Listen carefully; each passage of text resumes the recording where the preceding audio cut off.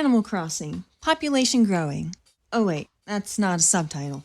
Hello, I'm Garnet, and this is Eggs. Animal Crossing for GameCube is a life simulation game developed by Nintendo EAD and released in North America in 2002. The original Dobutsu no Mori, meaning Animal Forest, was released on the Nintendo 64 only in Japan in 2001. This game was then ported to the GameCube as Dobutsu no Mori Plus, with some new things added in.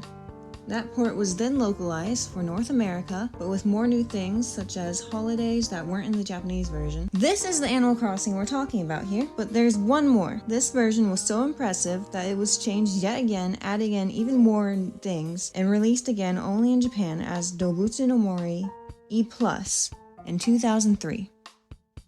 A whole bunch of nearly the same game, but I only have this one, so we're done talking about the rest for now. I'd like to hear in the comments if you have them all though. The story is simple. You've moved away from home, but you didn't really bring any money besides 1,000 bells. So some cat, Rover, on a train has you meet a tanuki named Tom Nook. I think they call him a raccoon in the localization. He's not. Where was I? So some cat, Rover, on a train has you meet a tanuki named Tom Nook who hooks you up with a house and debt. By the way, while you're still on the train is when you get to name yourself, pick if you're a boy or a girl, and sort of choose what your face looks like by answering questions. There are guides you can find online if you want a specific face, but I've had problems finding accurate ones for this game. You also get to give a name to the town you're moving into. After that, you have a very temporary part-time job as a tutorial, then you can finally play normally. The main goal is to pay off your mortgage, which will expand your house a few times. You earn the money for it by selling things you find or catch. Bugs and fish, along with assessed fossils and real artworks from Red, can also be donated to the museum. This is one of my favorite parts. Seeing the museum fill up really makes me feel like I'm making progress. The tools work as they should and never break, besides the axe. I don't care for how the screen scrolls 1 acre at a time, so you can't see what's right smack next to you. Something else you can do is decorate your house with furniture. There's a lot of cute options, and I haven't had any problems with placing and moving the furniture. One more important thing you can do is interact with your cute animal neighbors. Yeah, they can be cute. They can be really nice sometimes. They can also steal from you. They can insult your intelligence. They can insult your They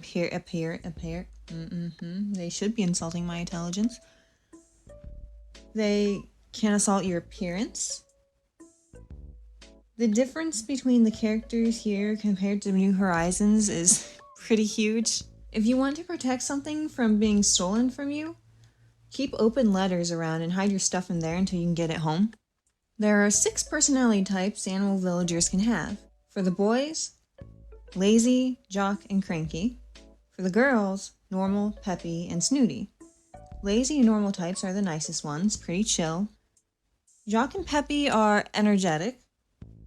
Cranky and snooty, they can be pretty harsh. And they're kind of jerks. Graphics. I mean, it's pretty old looking now. When it was new, it looked great to me. It looked freaking amazing. When it was new, it looked great to me. Sounds, music. The music changes by the hour, as it should. And I almost forgot to mention KK Slider. He'll show up at the train station at 8 p.m. on Saturdays. He'll play you a song and then give you a copy of it to play at home. He's adorable. Different personality types have their own voices. Cranky types have demonic voices. Replayability. Since I don't share my GameCube with anyone, I have created characters for all 4 available houses on a couple memory cards. So I can say for certain this game is plenty replayable, maybe too replayable. I feel the need to redecorate my houses in so many different ways, and I don't want to undo it, so I just have a whole bunch of houses. Do I recommend? Sorta, yeah. I do think this game is something special due to how the villagers treat you. I really enjoy it, even if it sounds like I'm complaining. So I would recommend that if it interests you as well.